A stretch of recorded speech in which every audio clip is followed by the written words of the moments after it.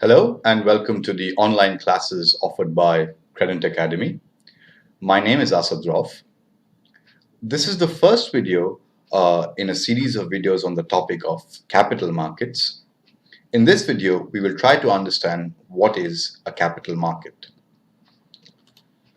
Now, what do we mean by a capital market?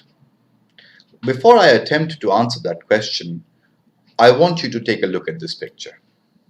What do you think this is? Well, of course, this is a market, a vegetable market, a market where you go and buy vegetables, right? Well, very simple. Yes, of course. But then what is this? Well, this is a share market, a place where you buy and sell shares. But then what is the difference between this and this? Well, apart from the fact that in one place you are buying rudimentary stuff, buying and selling rudimentary stuff like vegetables, and in another case where you are buying a bit more complex things called shares of a company, there is not much difference between these two because both of them are markets. So, what do we mean by a market? Well, a market actually is an actual or virtual place where forces of demand and supply operate and where buyers and sellers interact directly or through intermediaries to trade goods, services, or contracts or instruments for money or barter. What does this mean? Well, it means that a market is a place basically where buyers and sellers will interact to buy and sell something. The marketplace could be actual, it could be a physical place like a vegetable market, or it could be virtual. That means it does not exist physically, but is a collection of computers over a network which creates the market. Okay, it is a place where the buyers and sellers interact to trade some goods or service or contracts or instruments for money or for something else. It could be a barter market as well, where you provide a commodity in exchange for another commodity. Okay, but the key thing about any market is that there is a buyer, there is a seller, and the forces of demand and supply operate in that market. Okay, so in simple terms, a market is a platform which enables buyers and sellers to interact and transact. Okay, it could be directly, they might interact with themselves directly. For example, when you go to a website like olx.com and quicker.com, it's a marketplace which is direct, which is in a way direct because you're directly trying to contact the buyer or the seller. Okay, but a market like the stock market, if you are going to buy and share some shares in a stock market, you will have to do it through a member of a stock exchange, and the member is a broker. So you have to buy shares via an intermediary who is the member or the broker of the stock market. Okay. So what is a capital market?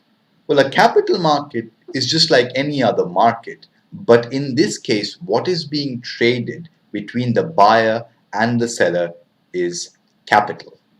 Okay, or in simple words, money. Well, why do we have something like a capital market? Well, because at the core of any economy uh, is capital, right? What I mean by this? Well, any business which is producing a goods or a service will not be able to produce its goods or service without capital. It will not be able to pay its employees, it will not be able to pay its rent. So capital is very important for businesses.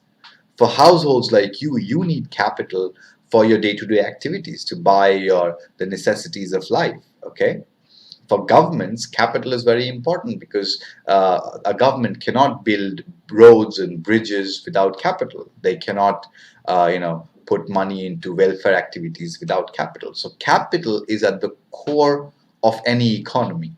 So it is but obvious that a market for capital is crucial for any economy. So what is the structure of a capital market? Well, just like any market, a capital market has buyers, it has intermediaries, and it has sellers. Who are the buyers in the capital market? Well, one example of a buyer in a capital market is a entrepreneur who is in need of a loan. So he takes a loan from a bank to, say, set up a factory. Well, in this case, the entrepreneur is the buyer of the capital. The bank is the intermediary. It is not the seller of the capital. Why? Because the money which the bank is lending out is something that the bank got via deposits from investors or depositors. So the sellers of capital in this case are the depositors, the bank is the intermediary, and the entrepreneur who is going to set up a factory is the buyer of the capital. Okay.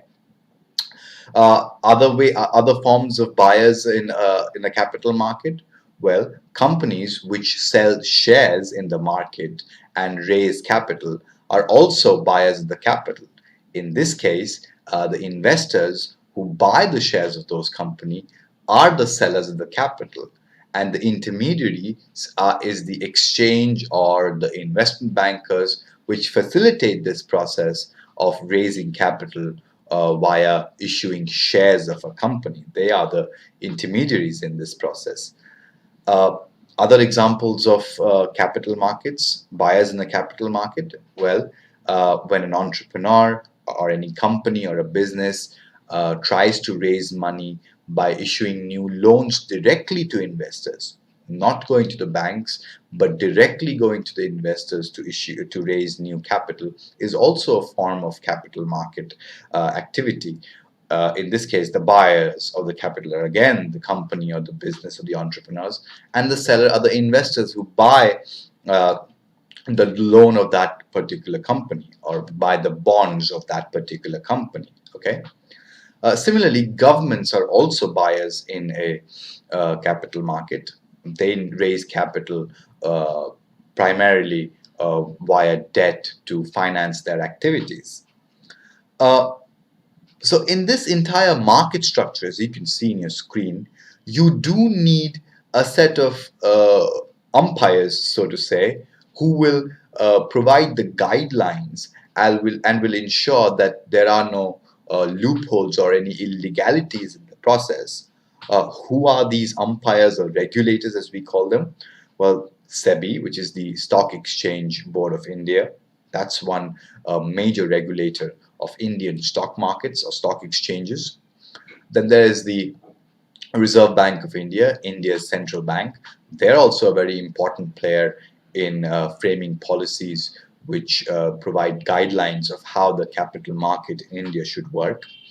Then there is the FMC, the Forward Market Commission, which is a regulator for commodity markets mostly. And then you have the various government ministries, which are also the policy framers who set the rules and the regulatory policies for capital markets. Well, there are basically two types of capital markets. One is equity capital markets or stock markets, which you all probably have heard. This is by far the more popular capital market. But there is the other capital market, which is the debt or bonds. Well, equity capital markets is where the owners of the businesses, part with their ownership of the company. That is, they sell the ownership of the company to investors, and investors buy a share of the ownership of the company, and hence the word share.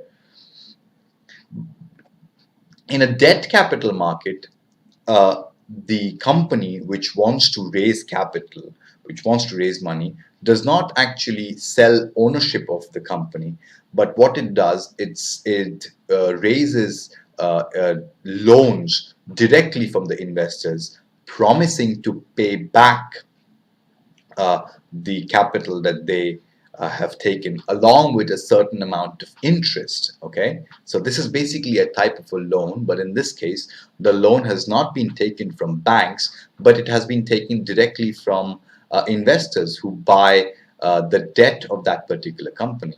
So that is a debt capital market. So these are the two broad Types of capital markets: equity capital markets, where ownership of the companies are sold to raise capital, and debt capital markets, where companies borrow money directly from investors to raise capital. Okay. In future videos, we are going to look into a classification of the capital markets, and then we are going to talk about some important concepts within capital markets like stock markets and IPOs and other important terms within capital markets. Till then, goodbye and good luck.